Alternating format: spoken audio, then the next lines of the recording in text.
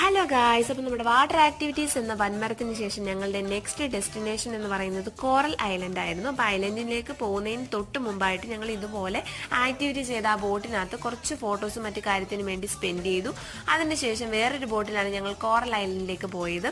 ബോട്ടിലുള്ള എക്സ്പീരിയൻസും സൂപ്പറായിരുന്നു. ഒരു 4:30 ആയപ്പോഴത്തേക്കും ഞങ്ങൾ ഐലൻഡിൽ എത്തി.